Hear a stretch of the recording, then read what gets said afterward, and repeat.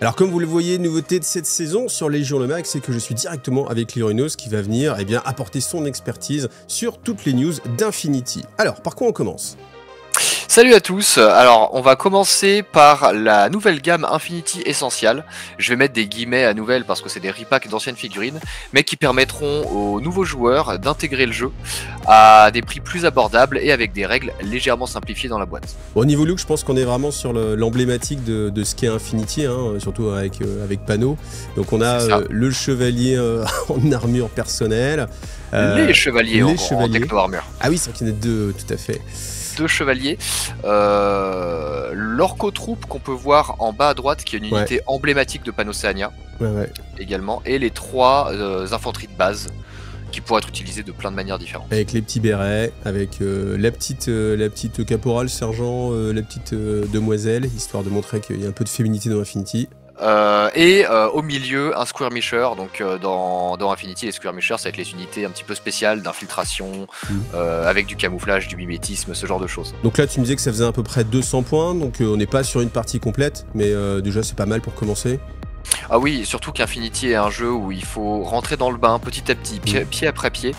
Donc une boîte dans le genre est vraiment parfaite pour commencer. Alors pour ce qui est de la composition de la boîte, comme on l'a abordé juste avant, on a les 3 unités de base qui seront très polyvalentes, qui pourront servir de plein de manières différentes et qui serviront surtout dans les parties d'initiation au début avec des petites armes basiques pour apprendre à jouer.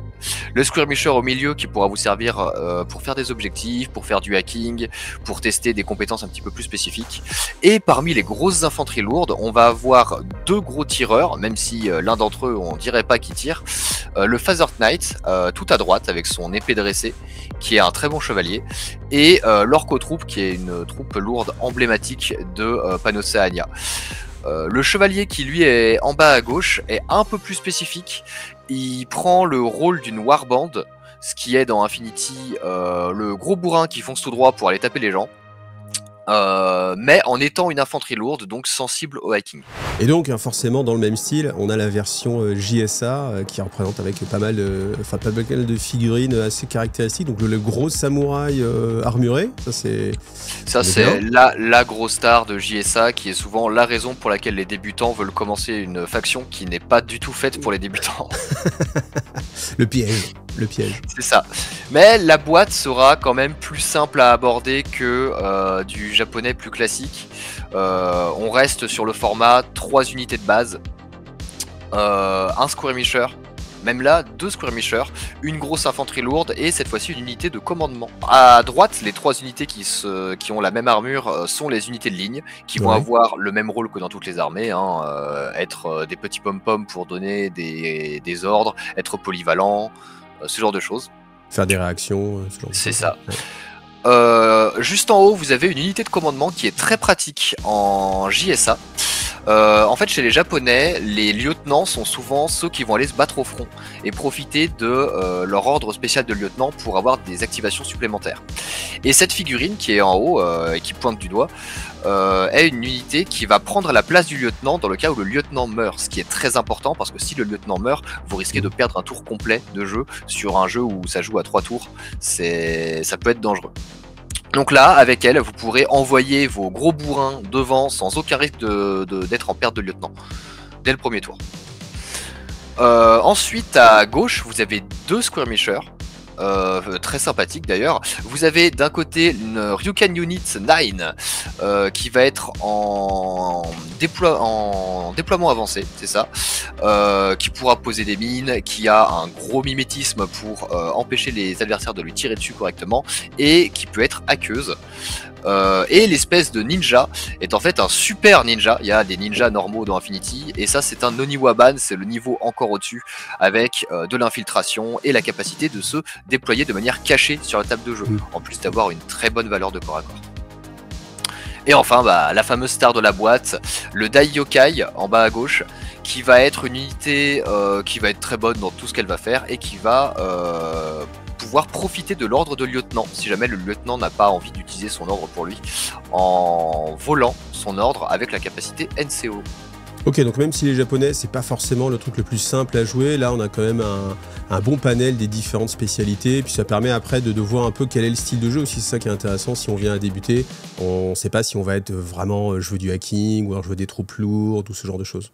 C'est ça. Et pour du japonais, je trouve que c'est une boîte qui est facile à aborder. Alors niveau look, ouais, ça me fait penser à une sortie qu'il y a eu chez Kess, parce que les gars, ils ont 2 rangées d'optiques là, histoire de voir dans les infrarouges, j'imagine, ou ce genre de choses. Je sais pas si t'aimes bien toi un peu les multis-optiques comme ça, moi j'aime un peu moins. Moi.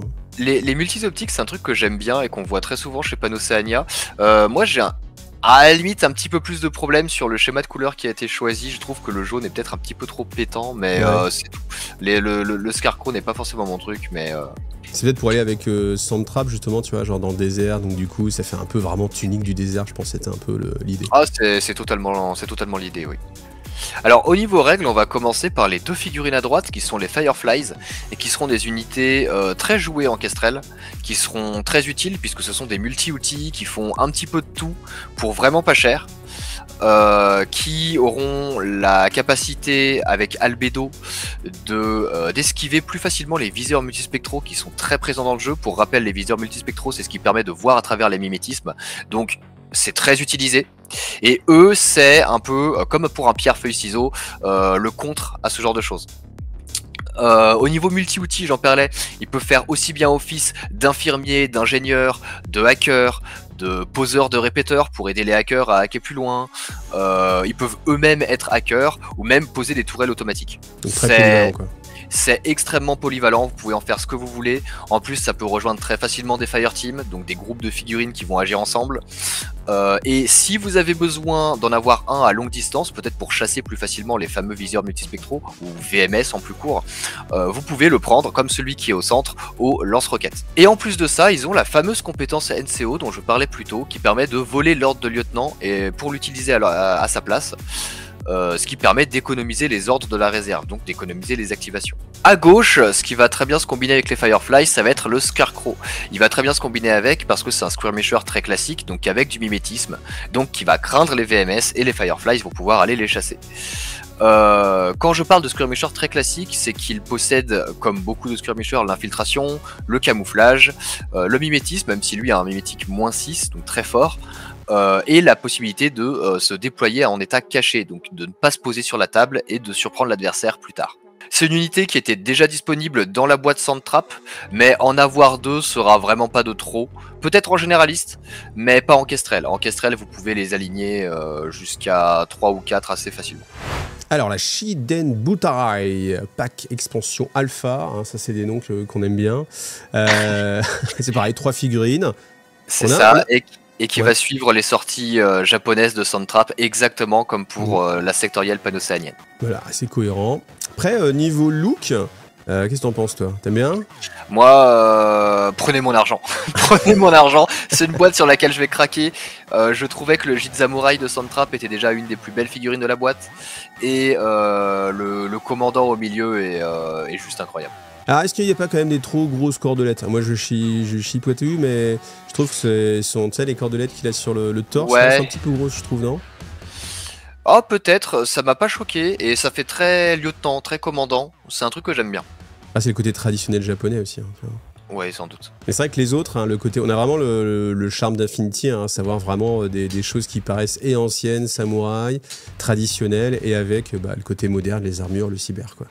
Alors surtout avec les japonais qui sont très attachés aux traditions dans le jeu, pas que dans le jeu, et on le voit parfaitement sur les figurines. Ouais. Alors les Jitsamurai, c'est les 2 figurines qu'on peut voir en haut avec leurs épées, et c'est des figurines que vous vous en doutez qui sont très bonnes au corps à corps, comme beaucoup de japonais d'ailleurs, c'est la raison pour laquelle l'armée est compliquée à jouer de manière générale. Ils sont pas très chers et ça va être des combattants à courte distance. Même pour leur armement au fusil, ils vont quasiment rien avoir à longue distance. Peut-être un Thunderbolt sur un des profils et c'est tout.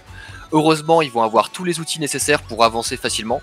Déjà en accompagnant les Fireteam, donc en dépensant un seul ordre pour activer un groupe, et ensuite avec une grosse valeur de mouvement, avec un mimétisme pour essayer d'éviter les tirs, avec une très bonne esquive, une esquive qui leur permet d'avancer un petit peu plus loin, ce genre de choses. Et une fois qu'ils sont à courte portée, ils peuvent être absolument monstrueux. Mais pour moi, la vraie star de la boîte, ça va être, on en parlait tout à l'heure, le Metsuke Officer, qui en plus d'être magnifique, va vite se révéler être un indispensable de la boîte.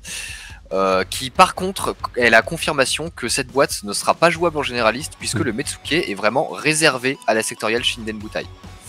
Alors il va avoir le salade tomate oignon du commandement, déjà parce que il va être doté de la compétence Counter Intelligence, qui va réduire les malus infligés par les command tokens de votre adversaire au début de la partie. Alors pour le moment je parle chinois, mais globalement les command tokens ça va être comme dans 40K, des petits points de commandement qui sont pas rechargeables, on en a que 4 dans la partie, et qui vont servir à avoir des petits effets, relancer tel jet de dés, faire cette action spécifique. Et justement au début de la partie, le second joueur peut utiliser un command token pour faire perdre des activations à l'adversaire. Et bien le Metsuke Officer va réduire cette perte d'activation pour permettre à son unité de contrer cette compétence. En plus de ça, il va avoir deux options de lieutenant différentes. D'un côté, une option avec un ordre de lieutenant et Stratégos. Stratégos qui va lui permettre de transformer son ordre de lieutenant en ordre régulier, donc en ordre utilisable par n'importe qui dans son équipe. En plus de ça, le Stratégos va lui permettre de mettre 2 figurines en réserve au lieu d'une seule au début de la partie. Son second profil, lui, va être un peu plus spécifique. Ça va être un profil sans le Stratégos, mais avec 2 ordres de lieutenant. Ça va permettre notamment au fameux NCO, dont on a déjà beaucoup parlé dans cette vidéo, de pouvoir avoir 2 activations supplémentaires au lieu d'une seule en volant ses ordres. Donc vraiment, ça va être un commandant parfait à ce niveau-là.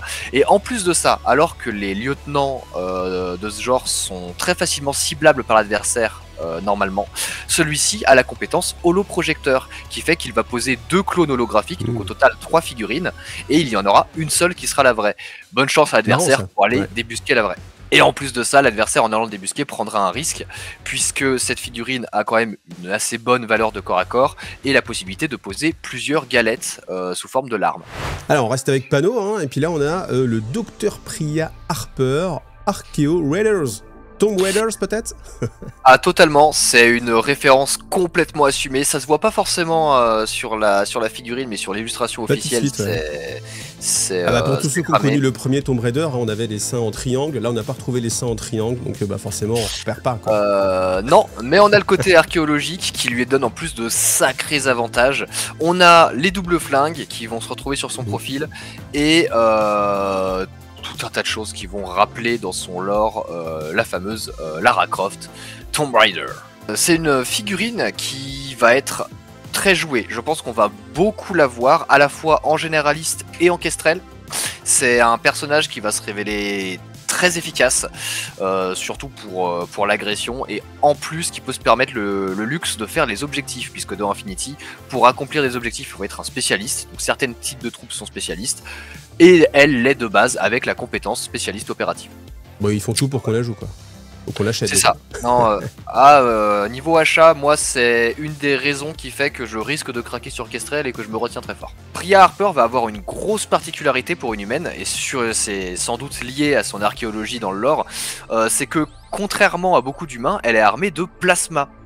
Un genre d'arme qui normalement est réservé aux factions extraterrestres, comme l'armée combinée, surtout l'armée combinée, et qui est extrêmement rare dans les autres factions.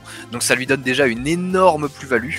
Le plasma, ça permet de toucher à la fois l'armure et la protection biotech. Donc peu importe votre faiblesse, le plasma va la trouver. Et en plus de tirer des gabarits d'impact pour essayer de toucher plusieurs figurines à la fois. Comme si c'était pas suffisant, elle a la capacité de poser des larmes avec son nanopulseur. Elle a 2 pistolets viraux, les pistolets viraux qui encore une fois sont assez rares et très efficaces. Le fait d'en avoir 2, ça lui donne un +1 de rafale, donc un dé supplémentaire quand elle tire avec. Et en plus de ça, elle peut poser des mines EM. Donc les mines EM qui vont être très efficaces sur les infanteries lourdes, sur les drones, sur les tags, donc les no-robots géants dans Infinity, qui va permettre de les isoler et de les immobiliser surtout. Belle figurine, belle règle. C'est ça, et Bon. encore là on a abordé que les armes, parce qu'après il y a son équipement. D'un côté elle va avoir un nanoscreen qui va lui donner l'équivalent du couvert de partout, sans avoir besoin de se mettre à couvert.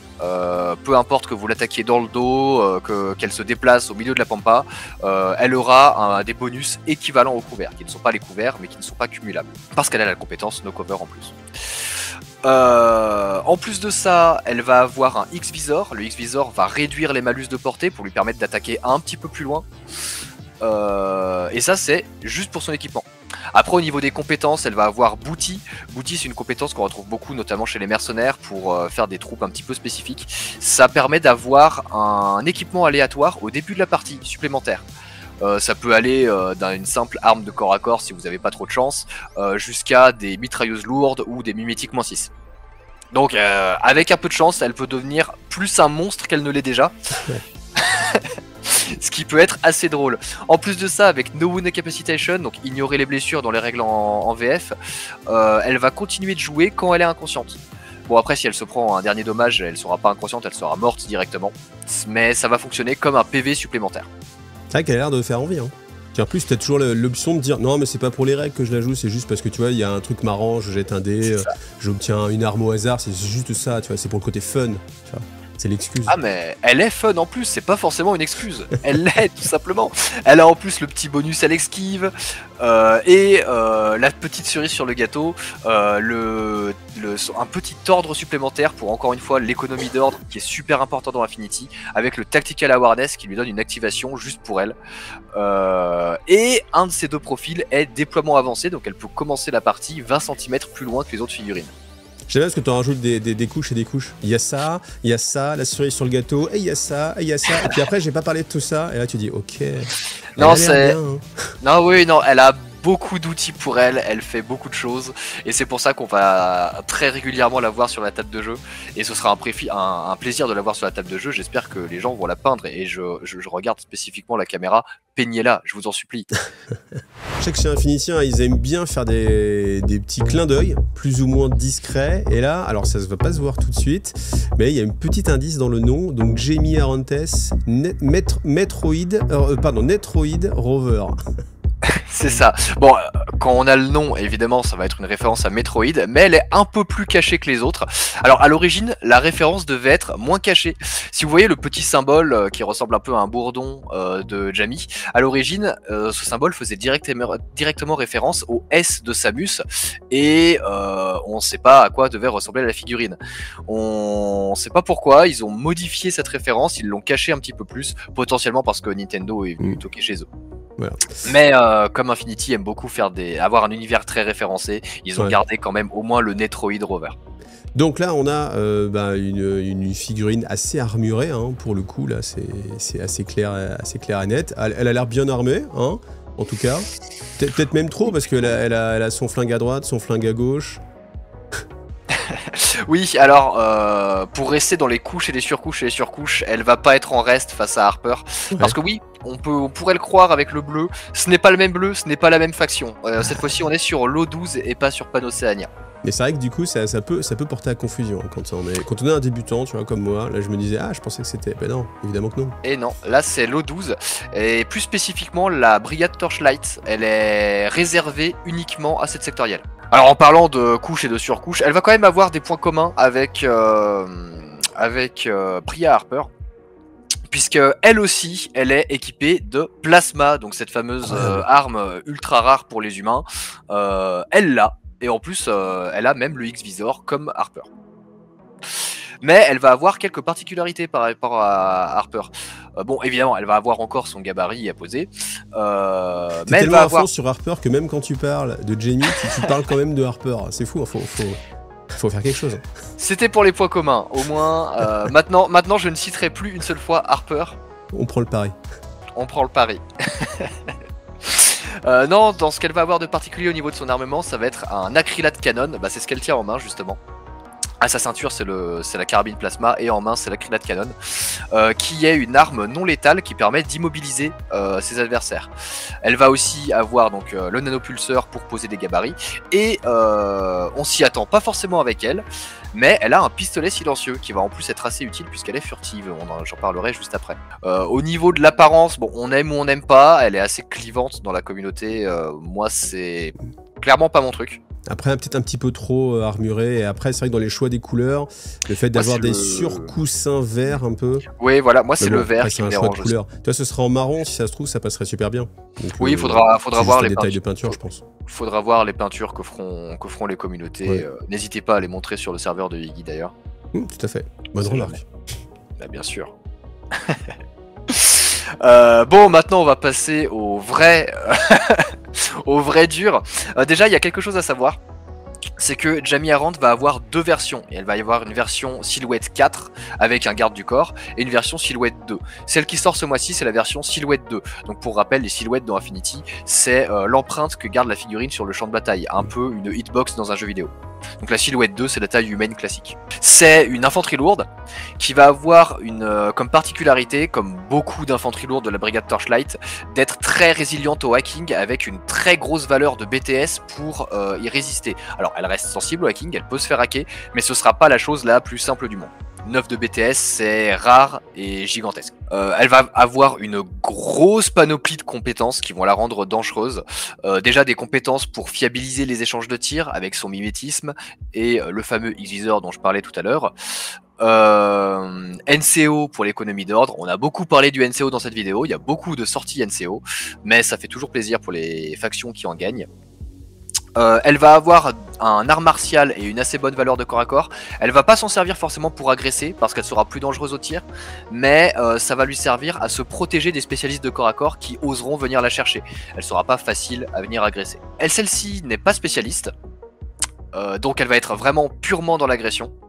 Mais elle va avoir trois profils très différents. D'un côté, le profil classique qu'on peut voir en premier, qui n'aura rien de plus que ce que j'ai déjà dit. D'un autre côté, tout en bas, un profil en lieutenant avec 2 ordres, donc 2 activations pour elle. Par contre, il faudra faire attention à pas la faire mourir pour éviter d'être en perte de lieutenant, à moins d'avoir une chaîne de commandement pour prendre la relève. Et ce que je trouve est la plus rigolote, la version en parachutiste, qui va permettre de se déployer sur un bord de table au cours de la partie.